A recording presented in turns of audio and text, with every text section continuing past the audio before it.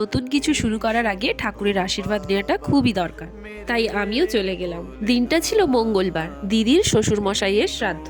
তাই তাড়াতাড়ি করে বেরিয়ে পড়লাম, কারণ জামা কাপড় নিয়ে গেলে ওগুলো পরে ওরা শুদ্ধ হবে।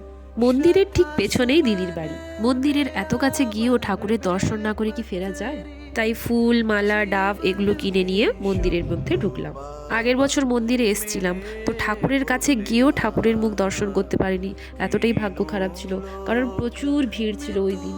এবারেও পুজো দিলাম, কিন্তু পুজো দেওয়াটা ঠিক মনের মতো হলো না। ভেবেছিলাম ডাবটা ঠাকুরের মাথায় নিজের হাতেই ঢালবো, কিন্তু তা আর হলো না। ওই কারণেই মনে শান্তি এলো না। যাই হোক, পুজোটা দিতে পেরেছি, ঠাকুরের দর্শন করতে পেরেছি, এই যথেষ্ট।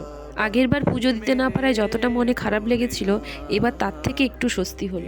দেওয়ার পর একটা পাথর বাটি কিনলাম, ওই পাথর বাটিটা নিয়ে চলে এলাম। আমি যে মন্দিরে গেছিলাম, ওটা কোন মন্দির বলো তো? অবশ্যই কমেন্টে জানিও কোন মন্দিরে গেছিলাম।